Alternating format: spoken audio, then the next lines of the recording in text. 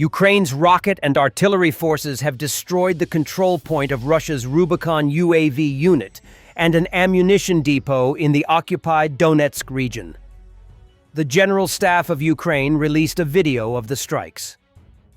The combat work of the rocket forces and artillery of the armed forces of Ukraine continues. The units of the rocket forces, in cooperation with other units of the defense forces, struck a number of key targets of the Russian aggressor. Recently, in the occupied territories of the Donetsk region, the control point of the Russian Rubicon UAV unit and a large ammunition warehouse were destroyed, the statement said. The first video shows the destruction of a UAV command post hidden in a tree line by several missiles, likely GMLRS. The second video shows 2 hangars converted into ammunition storage destroyed by 4 missiles, also likely GMLRS. The Rubicon Center for Advanced Unmanned Technologies was created in August 2024 by order of Russian Defense Minister Andrei Belousov. Its main task is to train UAV instructors, transfer combat experience to frontline units, and prepare operators. Rubicon also develops and tests robotic systems and trains specialists to operate them.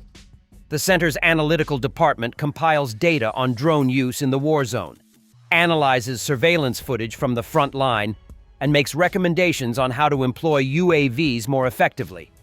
The unit emphasizes flexibility in developing and deploying new unmanned systems, combining combat experience with grassroots innovation from workshops and small factories, backed by Defense Ministry funding.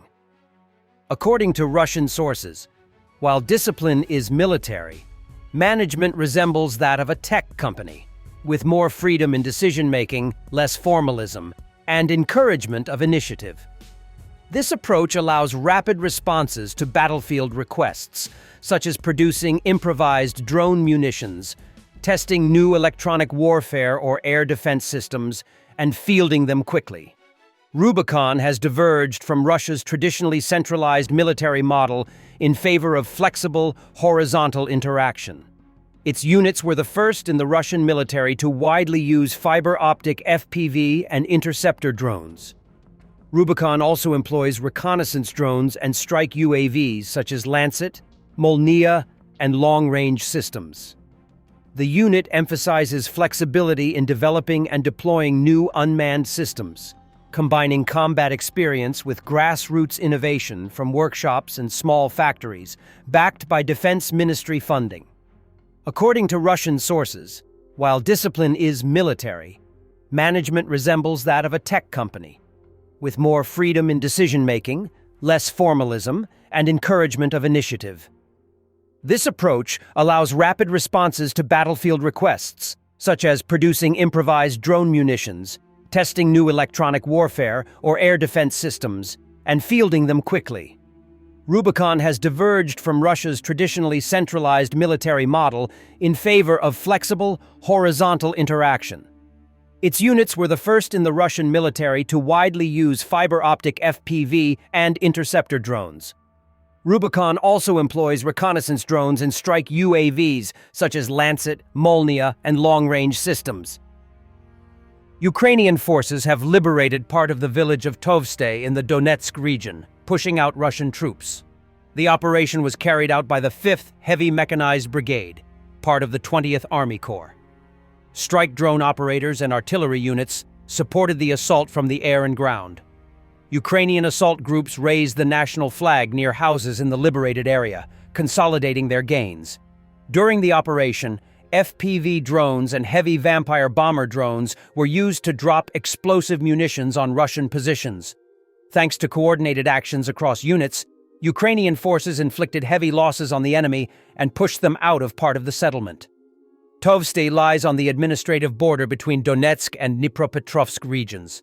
In this area, Russian troops are trying to drive Ukrainian units out of the Donetsk region and advance into the Dnipropetrovsk region. A breakthrough in this sector could weaken Ukraine's defenses in Donbas and force Kyiv to move reserves to hold the line. This would give Russian forces the chance to increase pressure on other parts of the front. Recently, in the same area, Ukrainian troops prevented Russian forces from consolidating their positions after entering the village of Oleksandrograd. Heavy fighting continues across the Donetsk region as Ukrainian forces press attacks on Russian positions while holding firm against counterstrikes. Drone and artillery strikes are hitting supply depots and troop concentrations, creating mounting pressure on the occupiers.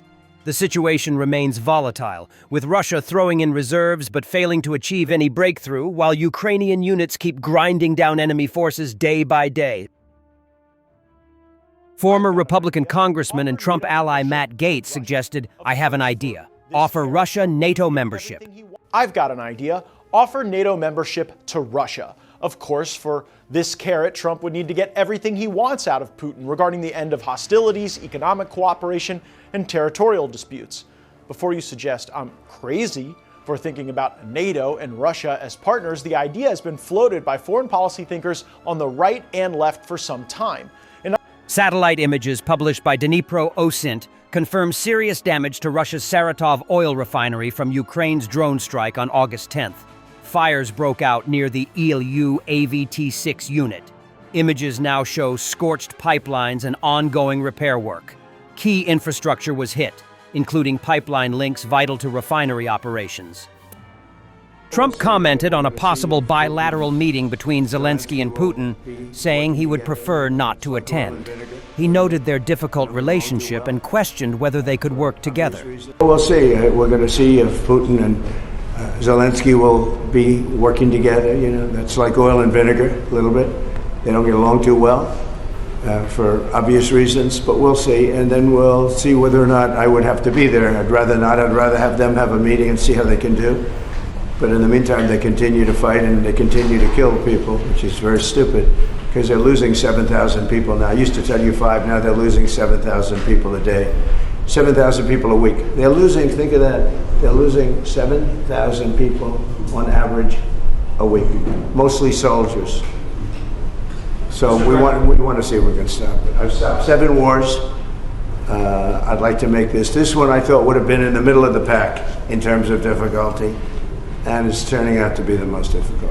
NATO Secretary General Rutte said security guarantees for Ukraine will not repeat the Budapest Memorandum and will involve the US and NATO. And it is too early to exactly say what will be the outcome, but clearly the US will be involved. Clearly we do not want to repeat of the Budapest Memorandum or the Minsk agreement. These security guarantees should be holding.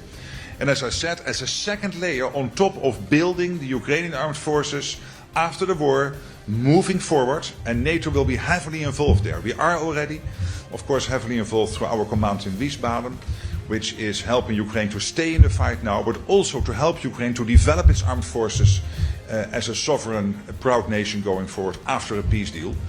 So NATO is proudly involved in all of that. Thanks for watching, and don't forget to subscribe. Also, if you want to support Warthog Defense, please become our member and get early access to new videos, exclusive members-only videos, and become administrator in comments section. The membership link is in the description. Rescues every day. We had a guy last week at 6 rescues in 6 days. You know, he's doing the job every day.